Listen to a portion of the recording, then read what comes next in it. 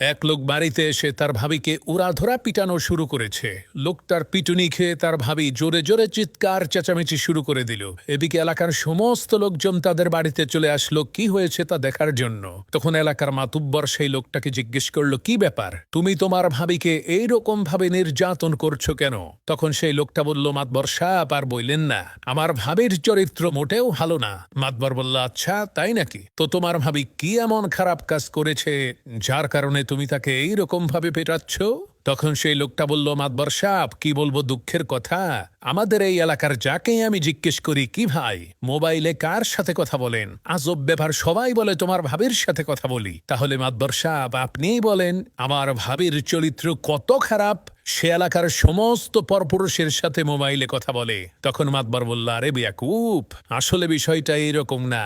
আসল বিষয় হলো ওই লোকেরা তাদের নিজেদের স্ত্রীর সাথেই মোবাইলে কথা বলে। এলাকার লোকজন যেহেতু সম্পর্কে তোমার ভাই হয়, তাহলে তাদের স্ত্রীরা সবাই তো তোমার ভাবি হয়। এ কারণেই সবাই বলে তোমার ভাবির সাথে কথা বলছে। মাতুব্বরের এই কথা শুনে লোকটা বলল, ও আচ্ছা, এখন বুঝলাম আসল কাহিনী।